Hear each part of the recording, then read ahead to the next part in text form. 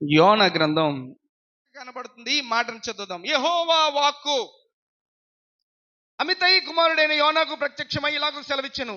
నినివే పట్టణస్థులు దోషము నా దృష్టికి ఘోరమాయెను కనుక నీవు లేచి నినివే మహాపట్టణమునకు పోయి దానికి దుర్గతి కలుగునని ప్రకటింపుము. ఏంటంట ఈ విషయాలు అందరికీ తెలిసినవే. ఒక్కసారి నేను రివిజన్ చేస్తున్నాను, దీన్ని మళ్ళీ రిపీట్ చేస్తున్నాను. చాలా జాగ్రత్తగా ఆలోచన చేద్దాం ఈ విషయాన్ని. నినివే అనేటువంటి ఒక పట్టణం ఉంది. ఆ పట్టణానికి మహా దుర్గతి కలగబోతుంది. అంటే ఏంటి? ఒక ప్రమాదం, లేకపోతే దానికి ఒక నాశనం, దానికి ఒక దేవుని ఉగ్రత కలగబోతుంది.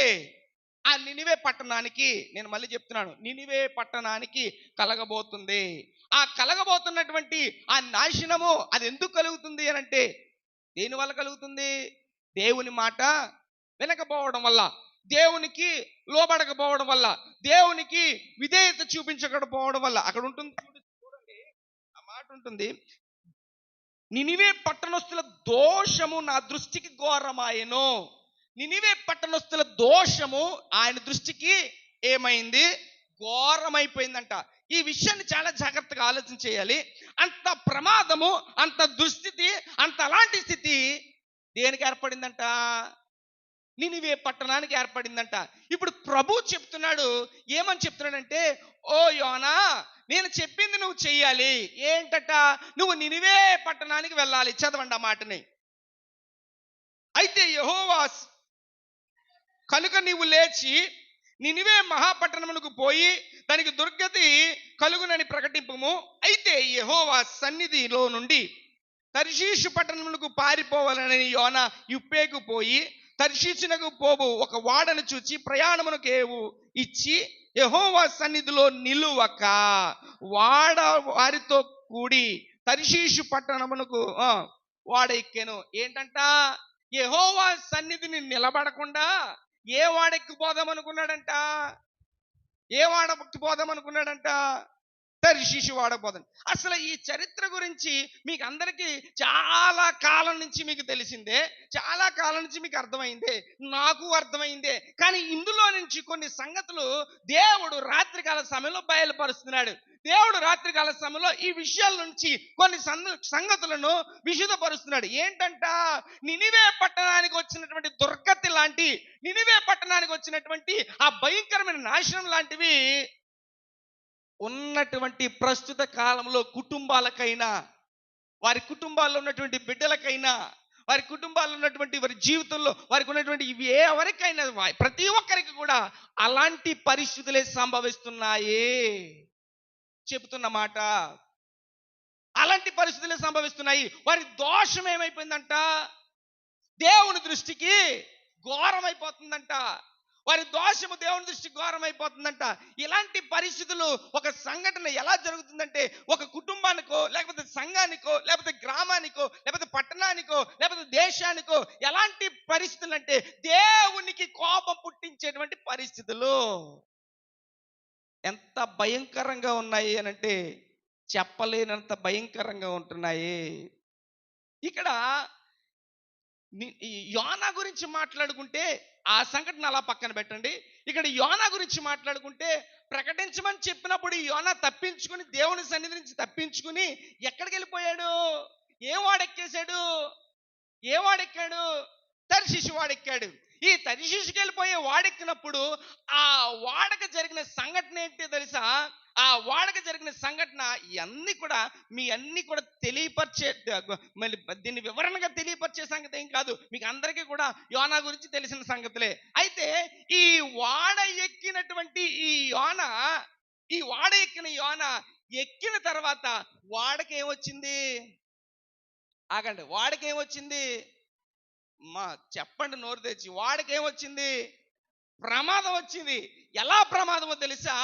బలమైన గాలి వీచి ఆ సముద్రం మీద, ఆ నీటి మీద గొప్ప తుఫాను, గొప్ప భయంకరమైనటువంటి గాలి వీచడం చేత ఆ వాడ ఏమైపోయిందంట? ప్రమాదంలో ఉండిపోయింది. ఆ వాడ ప్రమాదంలో చిక్కబడింది. ఆ వాడ మునిగిపోయే పరిస్థితి వచ్చింది. అందులో ఎంతమంది ఉన్నారో తెలుసా? అందులో చాలా మంది, అన్ని రకాల ప్రజలు కూడా అందులో ఉన్నారు. ఉన్న ప్రజలందరూ కూడా వాళ్ళు ఏం చేసుకోవాలనుకుంటారు? ఇప్పుడు ప్రాణాన్ని తగ్గించుకోవాలనుకుంటారా, లేకపోతే చచ్చిపోదాంలే అని అనుకుంటారా? ప్రాణాలను కాపాడుకుందాం అనుకుంటారు. ప్రాణాలను కాపాడుకుందామని వాళ్ళు చేసినటువంటి మొట్టమొదటి పని ఏంటో తెలుసా? అక్కడ చదవండి. కాబట్టి నావికులు భయపడి ప్రతివాడును తన తన దేవతలను ఏం చేశారంట? ప్రతివాడు కూడా అందులో ఉన్న వాళ్ళంట తమ తమ దేవతలు, వారు ఆరాధించేటువంటి ఆ దేవతల్ని ప్రార్థన చేశారంట. వాడ ఆగిందా? తుఫాన్ ఆగిందా? చెప్తున్నాను, తుఫాన్ ఆగిందా? వారి దేవతలు ప్రార్థించినా తుఫాన్ ఆగలేదంట. నెక్స్ట్ రెండవది చదవండి. వాళ్ళ చులకన చేయుటకే అందులో సరుకులు కూడా సముద్రంలో పాడేశారంట. ఏం చేశారంట? రెండవది సరుకులట. ఏమంటే ఒక మాట, ఒక్క వాడ ఈ ప్రాంతం నుంచి ఆ ప్రాంతానికి వెళ్తుందంటే ఇప్పుడు వాళ్ళ సరదాగా బోట్లు ఎక్కి తిరిగి బోట్లు కాదు. అప్పుడు వాడలో ఇప్పుడున్న పెద్దవాడలు కూడా వాడల ప్రయాణాలు ఎందుకు తెలుసా? వాడల్లో ఉన్నవి ఇక్కడి నుంచి అక్కడికి సరుకులు మోసుకెళ్ళేవి. అర్థమైందా? వాడ ప్రయాణాలు వాడలో వెళ్ళేవి ఏంటంటే సరుకులు మోసుకెళ్ళేవి. ఇక్కడ ఉన్నటువంటిది అక్కడికి, అక్కడ ఉన్నటువంటి ఇక్కడికి రవాణా. అప్పుడు ఏవి కూడా ఫ్లైట్లు కానీ, లేకపోతే అప్పుడు ఉన్నటువంటి లేకపోతే బైకులు కానీ, వాహనాలు కానీ ఇవేమి లేవు. రవాణా అంతా కూడా దేని మీద చెప్పాలి? దేని మీద? వాడ మీద మాత్రమే రవాణా. ఈ రవాణా అంతా కూడా వాడ మీద మాత్రమే జరిగేది. ఈ ప్రయాణం అంతా వాడ మీద జరిగేది. వీళ్ళు పట్టుకెళ్ళేదంతా వాడ మీద జరిగేది. అయితే మొట్టమొదటిగా వారు చేసిన పని ఏంటో తెలుసా? మొట్టమొదటిగా వారు చేసిన పని, వారు దేవతలందరినీ కూడా ఆరాధన చేశారు, కానీ ఏం ప్రయోజనం కాలేదు. రెండవది వాళ్ళు ఏం చేశారంటే, నెక్స్ట్ రెండో స్టెప్, వాడలో ఉన్నటువంటి సరుకులన్నీ కూడా వేసారంట. ఎన్ని టన్నులు ఉండొచ్చో, ఎంత బరువు ఉండొచ్చో, ఎన్ని టన్నులు బరువు ఉండొచ్చో, ఉజ్జాయింపుకి ఒక 10 టన్నులు బరువు అనుకుందాం. ఒక 10 టన్నుల బరువు ఆ వాడలో ఉన్నటువంటి సామానం అంతా కూడా, సరుకు అంతా కూడా ఎందులో పాడేశారు? మందిరంలో ఉన్నటువంటి ప్రతి ఒక్కరు కూడా వాక్యం మీద శ్రద్ధించాలి. నా కన్ను మిమ్మల్ని అందరినీ చూస్తుంది, నా ప్రభు కన్ను కూడా మిమ్మల్ని చూస్తుంది. వాక్యం అనేది దైవ సన్నిధిలోకి వచ్చిన తర్వాత వాక్యం అర్థం చేసుకోకపోతే నువ్వు వచ్చిన గాలికి వచ్చి వెళ్ళిపోవడం తప్ప ఎందుకు ప్రయోజనం ఉండదు. నువ్వు ఇక్కడికి వచ్చి ఏమీ కూడా నువ్వు పొందుకోకపోతే మాత్రం నువ్వు గాలికి కూర్చున్నావే తప్ప దేనికి కూర్చోలేదు. నువ్వు చిన్నవాడైనా పెద్దోడైనా సరే. ఈ మాటలో చాలా మందికి నేను ఎలా మాట్లాడుతున్నందుకు చాలా మందికి నచ్చకపోవచ్చు, పొడుచుకోవచ్చు. మీకు పొడుచుకున్నా నచ్చకపోయినా కానీ నా ప్రభు ఇక్కడ నాకు నేర్పింది ఏమైతే నేర్పుతున్నాడో, ఏమైతే ప్రకటించబడుతున్నాడో నేను అలాగనే బోధిస్తాను. నువ్వు దైవ సన్నిధిలో ఉన్నావంటే నువ్వు పొందుకోవడమే కావాలి ముందు. అదే ఆశ, అదొక్కటే నిరీక్షణ. దేవునికి స్తోత్రం. నువ్వు దైవ సన్నిధిలో ఉన్నావంటే దాన్ని పొందుకోకపోతే, దాన్ని చూడకపోతే ఇక ఎంతకాలం బ్రతికినా సరే, దాని సామెత ఉంది కదా, ఇంటి వెనకాల ఉపయోగం ఉండదు. అందుచేత దైవ మందిరంలో వచ్చావు అన్నట్టు అడుగు పెట్టావంటే ప్రభు నీతో మాట్లాడుతున్నాడు. నువ్వు యవనస్తుడివైనా, వృద్ధాప్యంలో ఉన్నా, ఏ వయసులో ఉన్నా సరే ప్రభు నీతో మాట్లాడుతున్నాడు. వాడలో ఉన్న సరుకులన్నీ పాడేశారు. వాడలో ఉన్న సరుకు అంతా పాడేసి, ఒక 10 టన్నులు సరుకు పాడేసిన వాడకి ప్రమాదం ఆగిపోయిందా? ఇంకా ఉంటానే ఉందా? తల్లి, వాడకి ప్రమాదం ఉందా? పోయిందా? తుఫాన్ ఆగలేదు, గాలి ఆగలేదు, ప్రమాదం ఆగట్లేదు. వాడలో ఉన్నవన్నీ పాడేశారు. ఇక మనుషులు ఉన్నారంతే. వాడలో పాడేసినా కానీ ఇక వాళ్ళ ప్రాణం పోయే పరిస్థితి, ఇక దిక్కు తోచని పరిస్థితి. జాగ్రత్తగా వినండి. వాళ్ళు దేవుళ్ళని ఆరాధించారు, వాళ్ళు ఆ ప్రయత్నం చేశారు, ప్రయోజనం అవ్వలేదు. రెండవది, వాడలో ఉన్నాయి పాడేశారు, ప్రయోజనం అవ్వలేదు. ఇక ఏంట్రా బాబు ఎందుకు ఇది జరుగుతుంది అనంటే, చీట్లు వేసుకుంటే ఎక్కడున్నదంట కారణం? ఎక్కడుందంట? దేవుని సన్నిధి నుంచి పారిపోయిన వాడు, దేవుని సన్నిధి నుంచి తొలగిపోయిన వాడు, దేవుని సన్నిధి నుంచి తప్పించుకున్నవాడు ఎక్కడున్నాడంట? వాడు అడుగు బాగానే ఉన్నాడంట. చదవండి ఆ మాట. అప్పటికి యోనా వాడ దిగువనకు పోయి పండుకొని గాఢ నిద్ర పోయి ఉండేను. అప్పుడు ఆ ఆ ఓ ఈ నిద్రపోతా, నీకేం వచ్చింది? నీవు లేచి నీ దేవుణ్ణి ప్రార్థించు. నీవు లేచి నీ దేవుణ్ణి ప్రార్థించు. ఇతను ఇతను ఏం చేస్తున్నాడు? దేవుని సన్నిధి నుంచి బయలుదేరినటువంటి ఇతను ఏం చేస్తున్నాడు? తప్పింపబడిపోయి వాడ మారిపోయి ఎక్కడో అడుగు బాగానే పోయి నిద్రపోతున్నాడు. వాడికి ఏముంది? ప్రమాదం ఉంది. వాడికి మంచి ప్రమాదం చుట్టుకుంటే వాడ నీటిలో మునిగిపోయే ప్రమాదం చుడితే అప్పటికే వాళ్ళు దేవుళ్ళని ఆరాధించారు, అప్పటికే సరుకంతా నీటిలో పోసేశారు, అంతా ఖాళీ అయిపోయింది. ఇక వాళ్ళు మాత్రమే ఉన్నారు. ఖాళీ అయిపోయింది, వాళ్ళు మాత్రమే ఉన్నారు. ఇల్లు గుల్లైపోయింది, మనుషులు మాత్రమే అలా బతుకున్నారు. మొత్తం ఖాళీ అయిపోతుంది, అలాగే జీవోత్సవాల్లాగా ఉన్నారు. ఖాళీ అయిపోతుంది, ఏదో ఊపిరి అలా పీల్చుకుని బతుకుతున్నాం. ఖాళీ అయిపోతుంది, గుట్టు రట్టు అవ్వకుండా అలాగ తిని బతుకుతున్నాం. ఖాళీ అయిపోతుంది, అలాగ బతుకుతున్నాం. ఎప్పుడు పోతామో తెలదో పరిస్థితి అది. కానీ అడుగు బాగానే పడుకొని ఉన్నాడంట. ఓయి నిద్రపోతా, బయటోడొచ్చి ఎవరో బయటోడొచ్చి ఆ ఇతర దేవతలను ఆరాధించేవాడు వచ్చి, ఓయి నిద్రపోతా, నువ్వు లేచి ప్రార్థన చేయి, నీ దేవునికి ప్రార్థన చేయి. ఓయి నిద్రపోతా అంటే అంత స్పష్టంగా పలికితే గాని ఎలగలేదా అండి? నాకు అనిపించింది, అంత ప్రమాదంలో ఉంటే ఇదే సమయం ఈయనకి, ఇదే సమయం ఈయనకి. ఎంత వాక్యం చెప్తున్నా సరే మందిరంలో నిద్రపోయే వాళ్ళు ఉన్నారు. ఇదే సమయం వీళ్ళకి నిద్రపోయే సమయం, పడుకునే సమయం. అంత అలాంటి ప్రమాదంలో ఉంటుంటే ఈ యోనా గారికి దేవుని సన్నిధి నుంచి పారిపోయి నిద్రపోయే సమయం అంట. ఈరోజు నేను అడుగుతున్నాను, నీ నిద్ర వల్ల, నీ యొక్క మౌన స్థితి వల్ల, నువ్వు వెనకబడి ఉండడం వల్ల నీకు నీ కుటుంబానికి నాశనమే తప్ప ఆశీర్వాదం కాదు. వాడు అంత భయంకరమైనటువంటి ప్రమాదకరమైన పరిస్థితిలో ఉంటే వాళ్ళు చేయవలసింది వాళ్ళు చేశారు, కానీ ఆగట్లేదు. అసలు రీజన్ అంతా ఎక్కడుంది? ఎక్కడుంది కారణం? ఎక్కడుంది కారణం? ఎక్కడుంటే ఈ మనిషి ఏం చేస్తున్నాడు? అడుగు బాగాన్ని వెళ్ళిపోయి నిద్రపోతాడు. అక్కడ ఒక చక్కని మాట ఒకటి ఉంటుంది, చదవండి. అక్కడ ఒక మాట ఉంటుంది,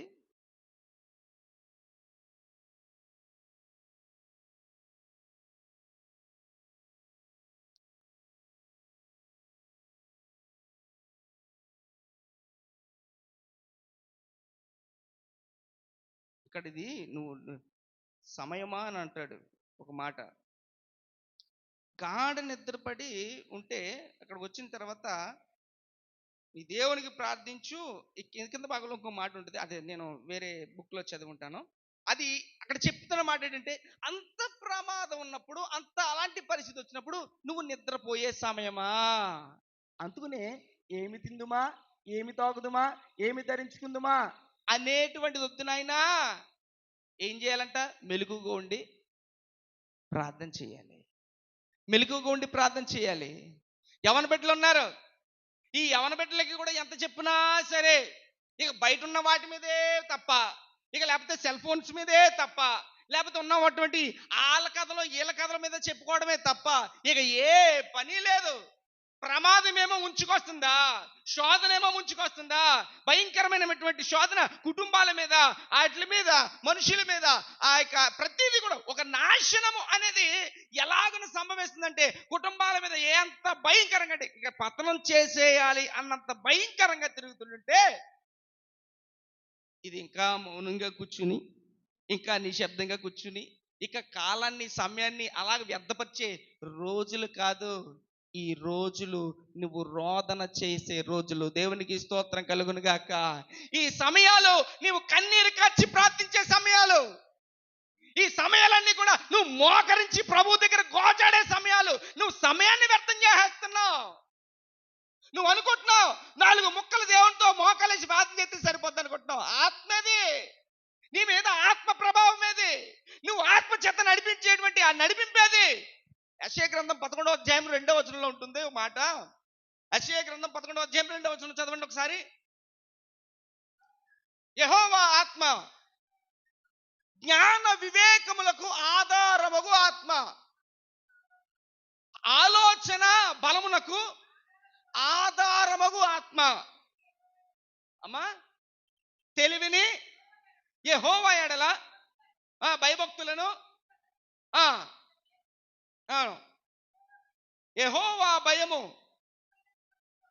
అతనికి ఇంపైన సువాసనగా ఉండను. తెలివి యెహోవా ఎడల భయభక్తులను పుట్టించు ఆత్మ అతని మీద నిలుచు అని భక్తుడి గురించి వ్రాయబడుతుంది. ఇక్కడ ఏంటో తెలుసా? నీకు తెలివి కావాలన్నా, నీకు జ్ఞానం కావాలన్నా, నీకు వివేచన కావాలన్నా, నీకు ఒక చక్కని ఆలోచన కావాలన్నా నీ సొంతం కాదు, నీకు నచ్చింది కాదు. యెహోవా ఆత్మ నీ దగ్గర ఉంటే యెహోవా ఆత్మయే సమస్తమును నీకు అనుగ్రహించువాడు. దేవునికి స్తోత్రం కలుగును గాక. హల్లెలూయా. నువ్వు ఇష్టం వచ్చినట్టు నువ్వు అనుకుంటొచ్చు, నేను ఏదైనా చేసేయచ్చు, నేను ఏదైనా సమర్థత కలిగిన వాడిని అని అనుకోవచ్చు. తగిన కాలం ముందు నిన్ను ఎక్కడ కొట్టేయాలి అక్కడ కొట్టేస్తాడు. అదే ప్రభుకు ఇష్టమైతే తగిన కాలం ముందు నిన్ను ఎంతలో హెచ్చించాలో అంతలో హెచ్చిస్తాడు. దేవునికి స్తోత్రం. హల్లెలూయా. ఈ నినివే పట్టణ ప్రజల దగ్గరికి వెళ్ళవయ్యా బాబు, అలాగున్నారు మనుషులందరూ అని అంటే, ఈ మనిషి ఏం చేస్తున్నాడు? తప్పించుకుని తిరుగుతున్నాడు. ప్రభు నీ కుటుంబం కొరకు మాట్లాడుతున్నాడు. ఇప్పుడు ప్రభు నీ కుటుంబం కొరకు మాట్లాడుతున్నాడు. నీ కుటుంబానికి బలమైన తుఫాన్ లాంటి, శోధన లాంటి, ఇబ్బంది లాంటి అన్ని వస్తున్నాయి. కానీ వస్తున్నా సరే చలనం మాత్రం, ఏడ్చి దుఃఖించి ప్రార్థించే చలనం మాత్రం ఇంకా చాలా మంది జీవితాల్లో రావట్లేదు. ఆ చలనం మాత్రం ఉండట్లేదు. ఆ చలనం మాత్రం అస్సలు ఎంత వాక్యము బల్ల గుద్ది చెప్పినా నీలోనికి రావట్లేదంటే కారణం ఏంటి తెలుసా? నువ్వు మొండు బారిపోయావు. ప్రభు రాత్రి కాలపు దర్శనంలో తెలియపరుస్తున్న మాట ఈ వాక్యాన్నే తెలియపరుస్తున్నాడు. నువ్వు మౌనంగా ఉండడం వల్ల నీకును నీ కుటుంబానికి నాశనమే తప్ప ఆశీర్వాదం కాదు. నువ్వు మౌనంగా ఉండడం వల్ల, నువ్వు సైలెంట్ అయిపోవడం వల్ల, నువ్వు అలాగని ఏమీ అంటీ పట్టనట్టు ఉండిపోవడం వల్ల నీ కుటుంబానికి దీవెన కాదు. తెలియకుండానే సాతానుడు నిన్ను చుట్టుముట్టి నీకు శోధన కలిగజేసే పరిస్థితులు చేస్తాడు. ఒక తమ్ముడు అంటున్నాడు, అనియా ప్రార్థన చేయాలనుంది కానీ మనసు రావట్లేదు. అలాగన్న వాళ్ళు ఇందులో చాలా మంది ఉన్నారు. ప్రార్థన చెయ్యాలని మనసుంది కానీ చేయడానికి రావట్లేదు. నా హృదయం లేకపోతే నా మనస్సు అది ప్రేరేపించట్లేదు. మోకాలు వేసి ప్రార్థించి కన్నీరు కార్చడానికి ఆ దుఃఖంలోనికి వెళ్ళలేకపోతున్నాను, అది చేయలేకపోతున్నాను, ఆ నడిపింపు రావట్లేదు. కారణం ఏంటో తెలుసా? దేనికి దూరం అయ్యావు? ప్రారంభ దినములో ఉన్నటువంటి ప్రార్థన నడిపింపు నుంచి నువ్వేమైపోయావు? దూరం అయిపోయావు. మళ్ళీ అతుక్కోవడానికి, మళ్ళీ కనెక్ట్ అవ్వడానికి, మళ్ళీ దేవునితో సంబంధం కలిగి నువ్వు దేవునితో ఏకాంతం అవ్వడానికి చాలా టైం పడుతుంది. ఆ టైంని నువ్వు చాలా చాలా చాలా ఏం చేయాలి? పట్టుదలతో పట్టుకోవాలి. లేకపోతే అసామాసిగా సరదాగా ఉంటే మాత్రం పని అవ్వదు. చాలా మంది ఇందులో ఉన్నారండి. చాలా మంది ఇప్పుడు అడిగితే చెప్పలేరు, ఎందుకంటే మళ్ళీ అందరూ దొంగలు అన్నట్టు దొరికేస్తారు. అందరూ చెప్పలేరు. కొంతమంది ఆ దానికి కనెక్ట్ అవుతారు, కొంతమంది కనెక్ట్ అవ్వలేరు. కొంతమంది ప్రార్థన ప్రారంభిస్తారు కానీ ఏంటది ఆవలింతలు. ప్రార్థన చేయమంటే మోకాలేసి ఆవలింతలు వస్తాయి. ప్రార్థన చేయమంటే దృష్టి ఎక్కడికో పోద్ది, ఈ నోట్లో పదేళ్ళు పదుకుతే కానీ ఆలోచన పోద్ది. ఎందుకు రాదు అని అంటే నువ్వు ఇంకా కనెక్ట్ అవ్వలేదు. నువ్వు కనెక్ట్ అయ్యానని అనుకుంటున్నావు. నువ్వు దైవ మందిరంలోకి వచ్చి నేను ప్రభుతో కనెక్ట్ అయిపోయాను అనుకుంటున్నావు. నథింగ్. నువ్వు ఇంకా ప్రభు ఆత్మతో కనెక్ట్ అవ్వలేదు. ప్రభుతో నువ్వు ఇంకా కనెక్ట్ అవ్వలేదు. ప్రభు యొక్క దర్శనాన్ని ఇంకా నువ్వు చూడలేదు.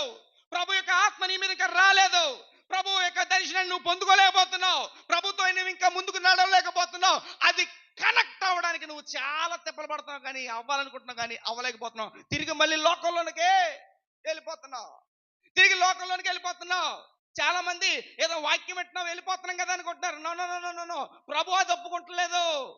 నీకు ఆలోచన కావాలన్నా, నీకు జ్ఞానం కావాలన్నా, నీకు వివేచన కావాలన్నా, నీకు తెలివి కావాలన్నా, నీకు జ్ఞాపక శక్తి కావాలన్నా, నీకు ఎనీథింగ్ ఏది కావాలన్నా సరే ప్రభు ఆత్మ మాత్రమే తప్ప రెండో ఆప్షన్ లేదు. దేవునికి స్తోత్రం కలుగును గాక. హల్లెలూయా. ప్రభు ఆత్మ నిన్ను దర్శించులాగున నువ్వేం చేయాలో తెలుసా? నువ్వు ప్రభువును పట్టుకోవాలి. ఇక్కడ ఏమవుతుందో తెలుసా? అంత శోధన అలాంటి ప్రభావం మీదకి వస్తున్నా, అంత అలాంటిది కుటుంబం మీదకి, ఆ వాడ మీదకి, లేకపోతే ఆ మనుషుల మీదకి, అందరి మీదకి వచ్చేస్తున్నా సరే చివరికి ఎలాగో తెలుసా? వాళ్ళు చేసే ప్రయత్నాలు పోయాయి, వాళ్ళ దగ్గర ఉన్నటువంటి సరుకు పోయింది, అన్నీ పోయినా సరే, ఆ వాడ గుల్లైపోయినా సరే, ఇక్కడ ఏం చేస్తున్నాడు అయ్యగారు? చెప్పాలి, ఏం చేస్తున్నాడు? నేను ఈ మాటను ఎందుకు చెప్తున్నాను తెలుసా? అలాంటి నిద్రపోతుగలా ఉన్నావేమో చూసుకో. నువ్వు అలాగ మౌనమైపోయి ఎక్కడో అడుక్కెళ్ళిపోయి చివరికి వెళ్ళిపోయి నిద్రపోయేటువంటి నిద్రావస్తు గలవాడవై, సోమరి వాడవై, దేవుని తాకలేని వాడవై, దేవుని దర్శనము చూడలేని వాడవై, మత్తుడివైపోయి ఉన్నావేమో. ఇంకా ఈ బతుకు గురించి, ఇంకా ఈ జీవితాల గురించి, ఇంకా వీటన్నిటి గురించి నువ్వు ఇంకా ఆలోచనగానే పోతున్నావే తప్ప ప్రభువే మనకు దిక్కు ధైర్యమని ప్రభువుని ఇంకా పట్టుకుంటలేదు. దేవుడు ఈ మాటను మాత్రమే ప్రార్థన చేయడానికి, మోకరించడానికి మోకాళ్ళు వేయలేవు.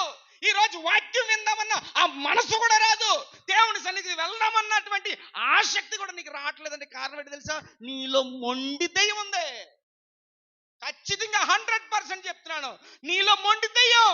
నీ మొండి దయ్యం నీ ఇంటిని నిన్ను చుట్టముట్టేసి నిద్రపోయేలాగా చేస్తుంది.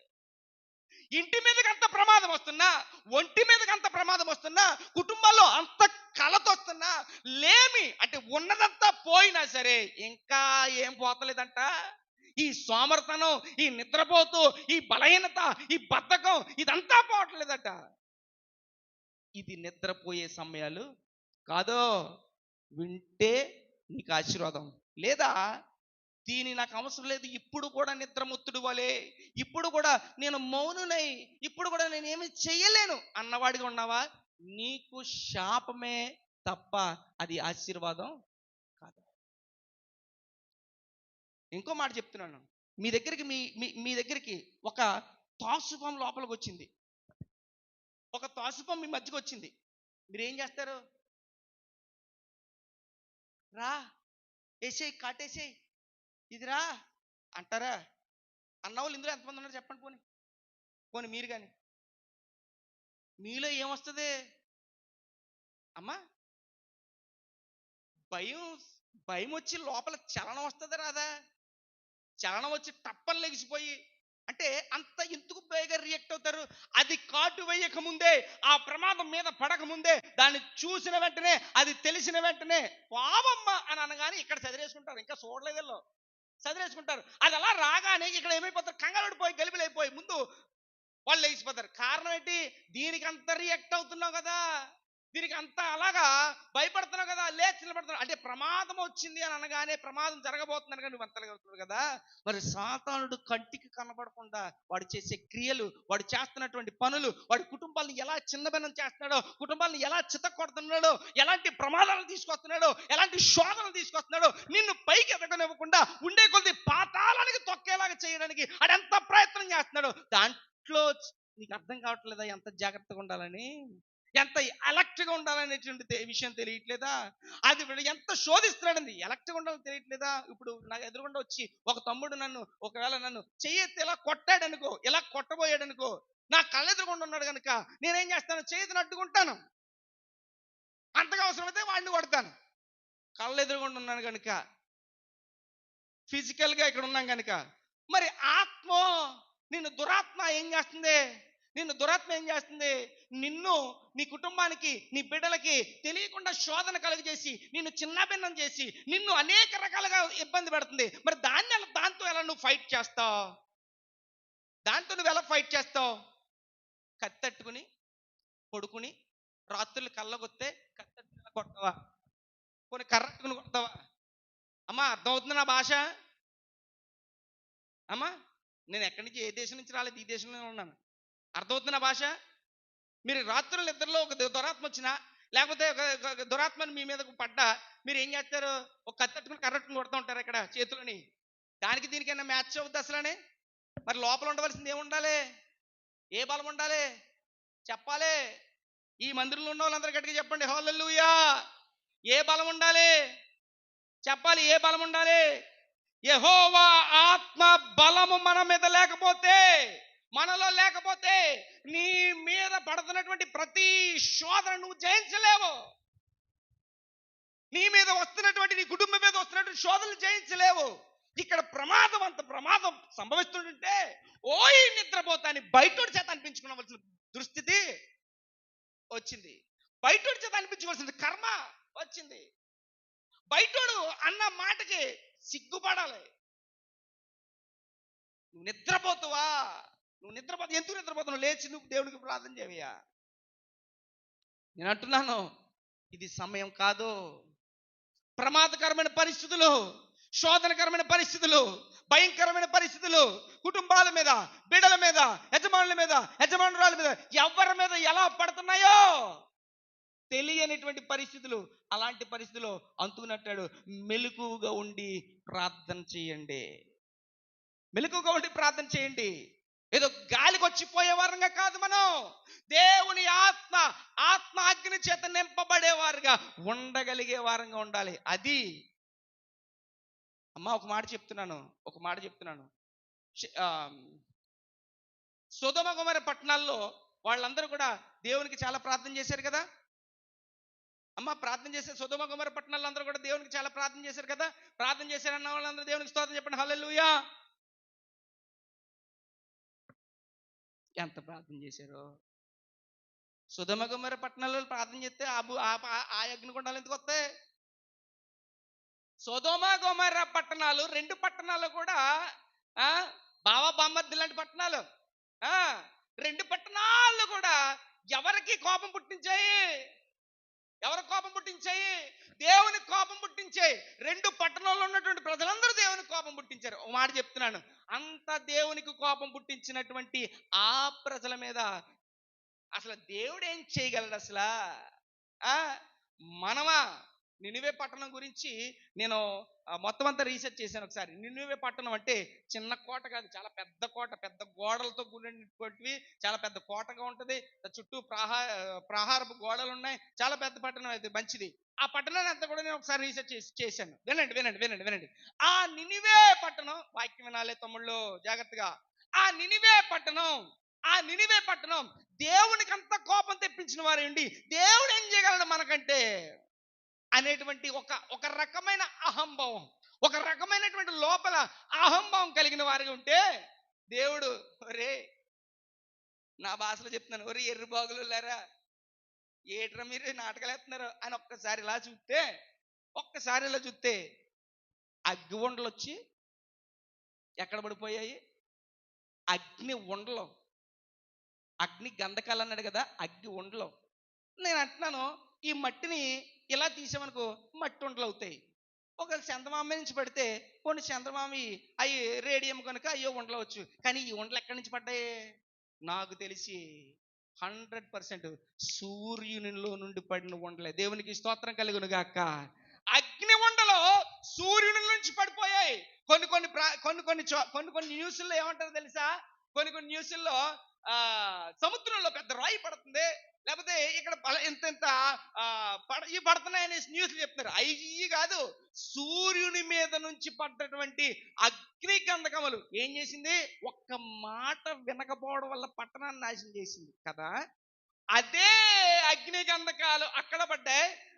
పెంతెకొస్తు పండగ దినమున 120 మంది మేడగదిలో ప్రార్థన చేస్తుంటే, ఏక మనసుతో ప్రార్థన చేస్తుంటే అదే అగ్ని 2 నాలుగులుగా విభాగింపబడి వారి మీద వ్రాలగా వారు వరములు పొందుకుని భాషలు పలికి దేవునికి మహిమకరమైన దీవెనకరమైన బిడ్డలుగా మారిపోయారు. దేవునికి స్తోత్రం కలుగును గాక.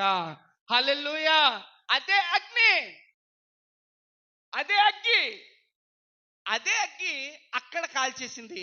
అదే అగ్గి వీరిని దీవించేసింది. ఇంకో మాట చెప్తాను. దేవుడు ఇచ్చినటువంటి తలంపును బట్టి ఇంకో మాట చెప్తున్నాను. నోవాహు వాడ ఉంది కదా, నోవాహు వాడ నోవాహు వాడ నీటి మీద ఉందా, భూమి మీద ఉందా? దేని మీద ఉంది? నీటి మీద ఉంది. Okay, right. నోవాహు వాడ నీటి మీదే ఉంది. మరి మిగతా ప్రజలు, బలత్కారం చేత నింపబడినటువంటి ప్రజలందరూ కూడా భూమి మీద చచ్చిపోయారా, నీటిలో చచ్చిపోయారా? చెప్పాలి అమ్మా. 40 రోజులు ప్రచండమైనటువంటి వర్షం కుమరింపబడగా వారందరూ కూడా ఏమైపోయారు? కప్పల్లో తేలిపోయారు కదా. 40 రోజులు కురగానే ఆ నీటి మీద ఏమైపోయారు? మొత్తం నీటిలో స్మాష్ అయిపోయారు. ఒక్క మాట చెప్తున్నాను, అదే నీరు చంపేసింది, అదే నీరు బతికించేసింది. దేవునికి స్తోత్రం కలుగును గాక. అదే నీరు, అదే అగ్ని చంపేసింది, అదే అగ్ని దీవించేసింది. ఈ నీరు దేవుని మాట, దేవుని వాక్యం. దేవుని మాట వాక్యమును నువ్వు శ్రద్ధగా ఆలకించి వింటే నువ్వు వాడెక్కిన వాడిగా బ్రతుకుతావు. లేదా ఆ నీటిలో చనిపోయినటువంటి వారు ఎలాగనైతే మొదటి మరణము నీటి చేత అయిందో, రెండవ మరణం అగ్ని చేత కాల్చబడుతుంది. దేవునికి స్తోత్రం కలుగును గాక. హల్లెలూయా. ప్రభు మాట్లాడుతున్న మాటల విషయాలు చాలా జాగ్రత్తగా ఆలోచన చేయాలి. ఇది నిద్రపోయే సమయాలు కాదు, ఇది మనము వెనకబడి ఉండే సమయాలు కాదు. ఇది కుటుంబంతో సహా దైవ సన్నిధిలో ప్రభువును వేడుకునే సమయాలు, గోచాడే సమయాలు, ప్రభువుని మన విన్నపాలు, విజ్ఞాపనలు తెలియజేసుకుంటూ రోదన చేసే సమయాలంట. నీ కొరకు, నీ కుటుంబం కొరకు, సంఘం కొరకు, గ్రామం కొరకు, పట్టణాల కొరకు, దేశం కొరకు కూడా నువ్వు రోదన చేసే సమయాలు చేస్తున్నావా? లేకపోతే ఇంకా వెనకబడి ఉన్నావా? నువ్వు చేయకపోతే అది నీకు శాపమే అవుతుంది. నువ్వు ముందుకు రాకపోతే అది నీకు బలహీనత అనుకుంటున్నావేమో, అది నీకు శాపమే అవుతుంది. ఇక్కడ చూడండి, జాగ్రత్తగా వినండి. సరుకులన్నీ ఒక 10 టన్నుల వరకు పాడేసినా కానీ పని అవ్వలేదు. ఎవరిని పాడేస్తే పని అయింది? జాగ్రత్తగా వినాలి. ఎవరిని పాడేస్తే పని అయింది? నోవాహును పాడేస్తే పని అయింది. నోవాహు ఎన్ని కేజీలు ఏంటి? నాకు మంచినీళ్ళు పెట్టలేదు ఇక్కడ. నోవాహు ఎన్ని కేజీలు ఉన్నాడు? మీరు ఏమైనా ఎత్తుకున్నారేంటి?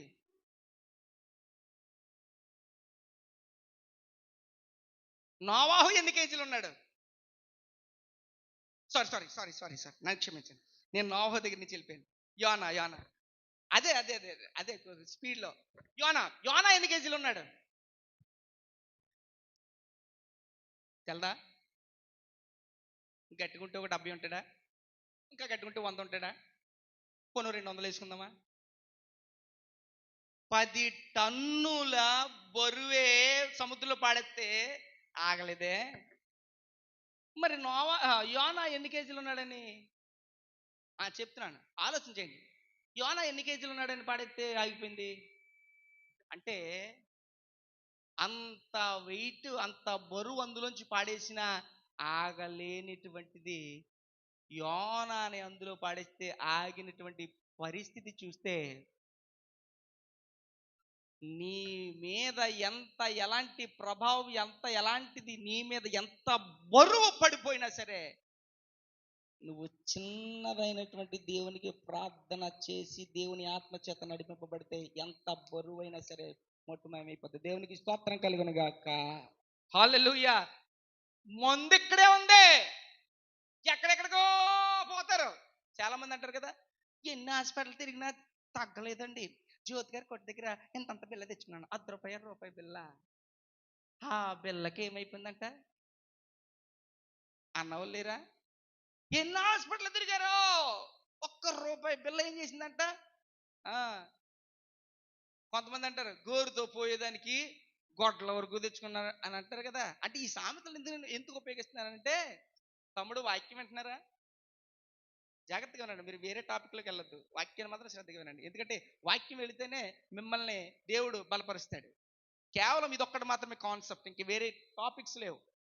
దైవ మందిరంలో ఇదొక్కటి మాత్రమే. అయితే ఇక్కడ ఒక్క యోనాని అందులో పాడిస్తే అంత పెద్దవాడ, అంత పెద్ద తుఫాను. ఒక్క మాట అనిపిస్తున్నాను, అది ఏదో ముందే పాడేస్తే ఆ సామాన్లన్నీ మిగిలినేమో కదా, అది 10 టన్నులు బరువన్న మిగిలిన కదా, సామాన్లు మిగిలిన కదా, పోయిందే అందుకని అంటారు. దాని సామెత ఏంటది? సవరం పోయాక, అదే సవరం అయ్యాక మాయమ్మ. మీ అందరికి ఏ సామెత రాదు బాబా. సవరం అయ్యాక ఏమొచ్చిందంట? ఏ వరం వచ్చిందంట, అంతేనా?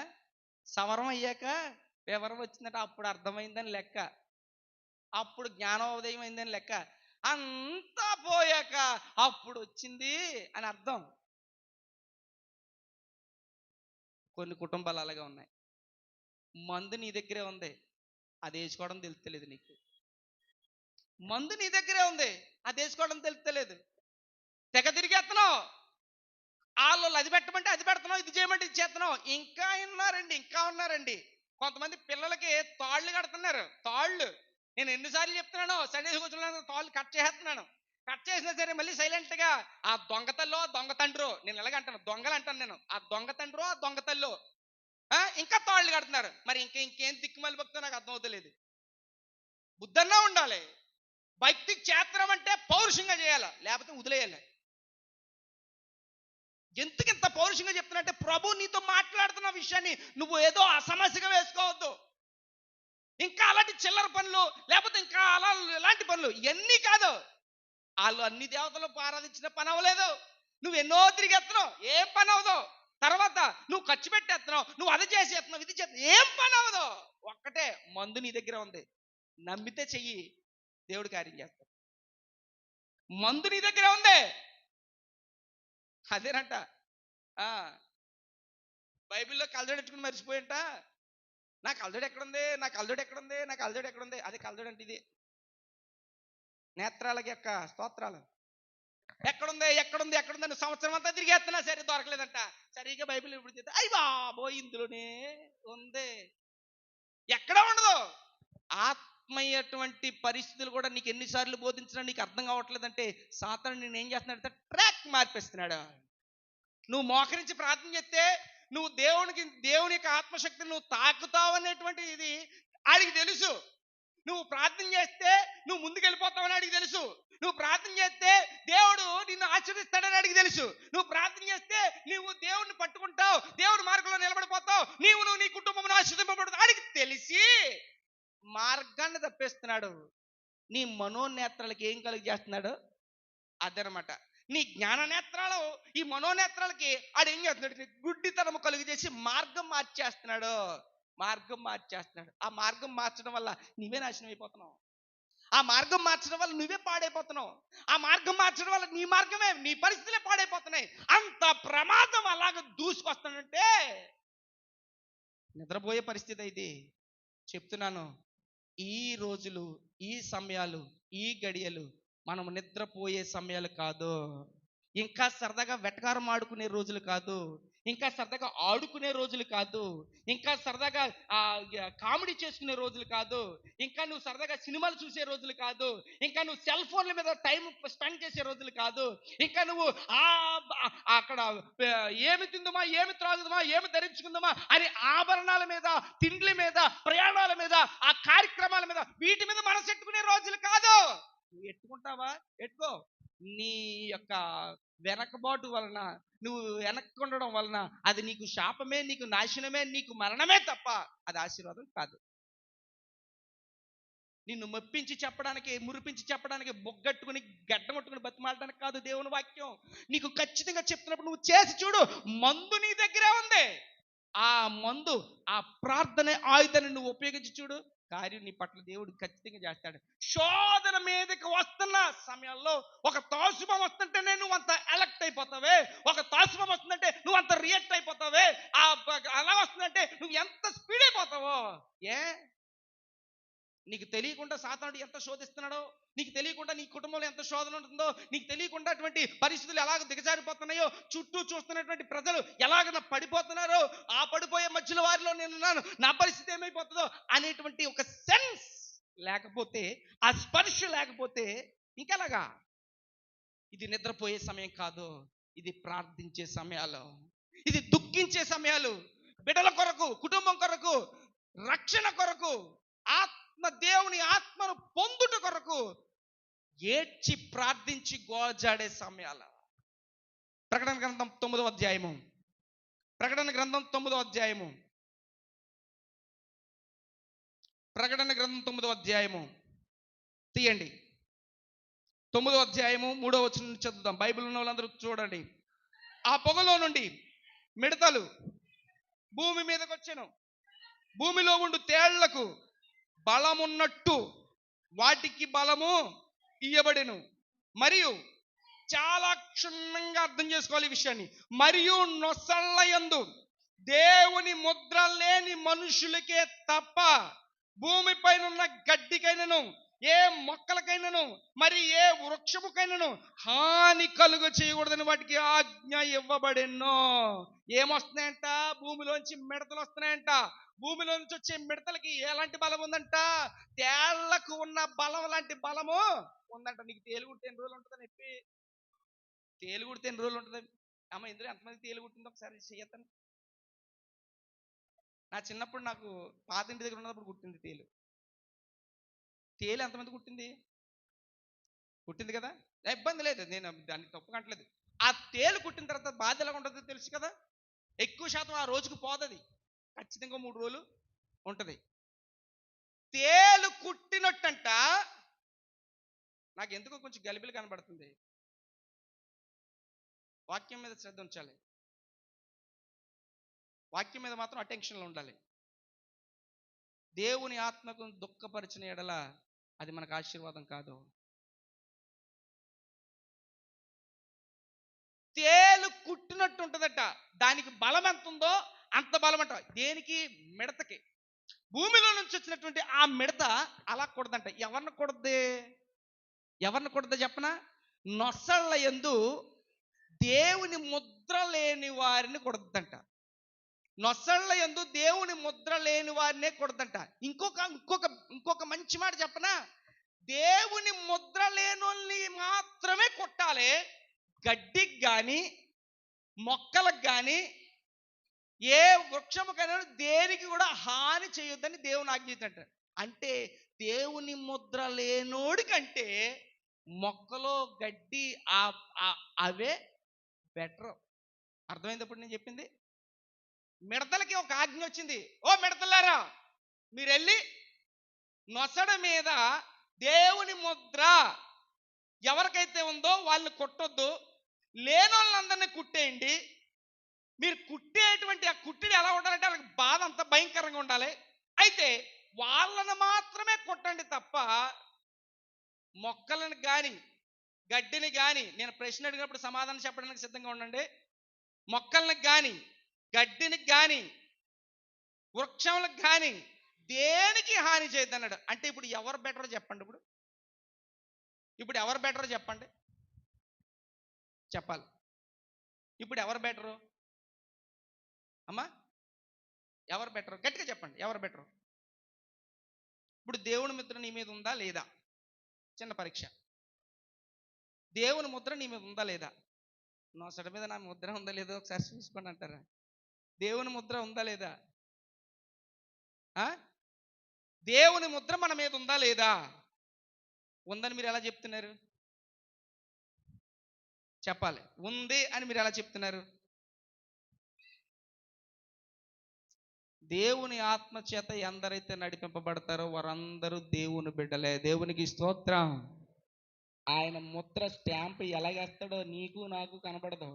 ఆత్మ సంబంధమైన ముద్రగా ఆయన ఎలాగేస్తాడంటే వేటికి ఆజ్ఞించడం వాటికి తెలిసిపోద్ది. నువ్వు దేవుని మనిషివో కాదు. దురాత్మకు తెలుదా నువ్వు దేవుని మనిషివో కాదని? దేవుని యొక్క మనిషివని దురాత్మకు తెలిసా తెలదా?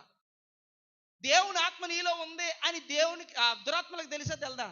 ఒక దురాత్మకు తెలిసినప్పుడు దేవుడు ఏటికైతే ఆజ్ఞించాడో ఆజ్ఞించిన జీవులకు కూడా తెలీదా? నీవు మీద దేవుని ముద్ర ఉందో లేదో ఎవరికి తెలుసు? ఆజ్ఞ వేటి మీకైతే ఇచ్చాడో అన్నింటికి తెలుసు. నీ మీద దేవుని ముద్ర అనబడినటువంటి దేవుని ఆత్మ, యెహోవా ఆత్మ నీ మీద ఉన్నాడు. అలా నిన్నేం చేయదు. లేని వాళ్ళని ఏం చేస్తుంది తెలుసా? వాళ్ళని కరుస్తుంది, వాళ్ళని పొడుస్తుంది. మిడత ఏం చేయాలి అక్కడ చేస్తుంది. అది తేళ్లుకున్న బలం ఉందంట. ఇటు మొక్కలకు కానీ ఇట్లు ఏవైతే ఉన్నాయో వీటన్ని గడ్డికి కూడా హాని చేయొద్దని చెప్పాడు. అంటే వాటికి ఇచ్చాడు ఎంత ప్రొటెక్షన్.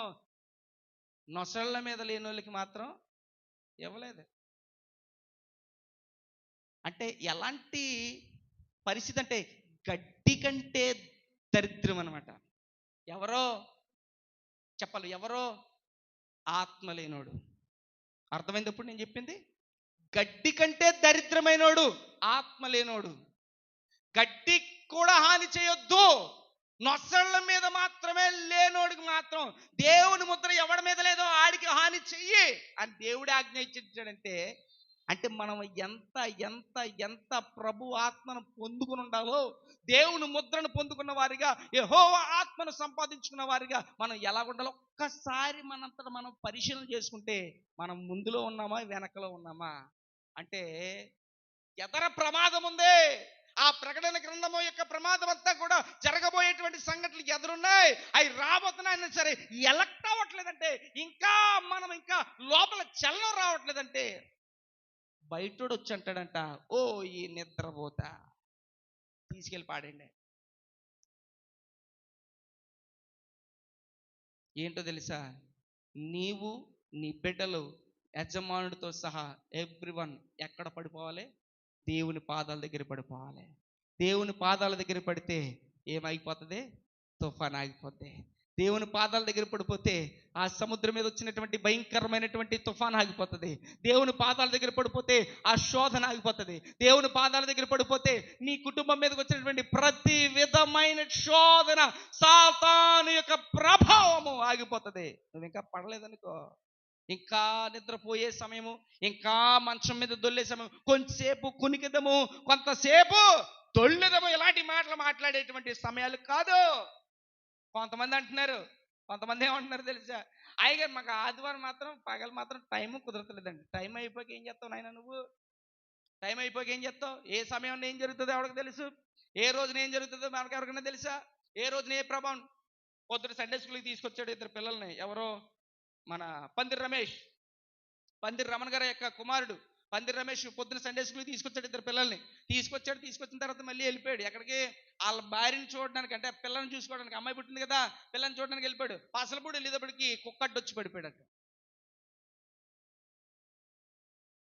కుక్కడ్డొచ్చి పడిపోతే మరి బుర్రకు దెబ్బ తగిలింది, చెవులోంచి కూడా బ్లడ్ కారుతుంది. పందలపక్క హాస్పిటల్లో పెట్టాము, ప్రార్థన చేయండి, స్కానింగ్ లేకపోతే ఎక్స్రే ఏ తీయాలని అంటున్నారు, ప్రార్థన చేయండి అని ఫోన్ చేసి చెప్పారు. పొద్దున సండే స్కూల్కి ఇద్దరు పిల్లల్ని తీసుకొచ్చి ఇక్కడ దింపేసి వెళ్ళాడు. సమయం నీ చేతిలో ఉందా? నా చేతిలో ఉందా? ప్రమాదం ముంచుకొస్తుందిరా బాబట్టి మనం ఏం చేయాలా? నిద్రపోయేవారుగా కాదట, ఏం చేయాలా? దేవుని దగ్గర రోదన చేసేవారుగా ఉండాలంట. దేవుని దగ్గర ఇంకెంతకాలం నీ సమయాన్ని వేచిస్తావు? ఇంకా ఎంత సమయం నువ్వు పాడు చేసేసి ఉంటావు? ఇంకా ఎంతకాలం, ఎంత టైం నీదే అని అనుకుంటావు? చేసేస్తున్నావు అంతే, రోజులు పాడు చేసేస్తున్నావు అంతే.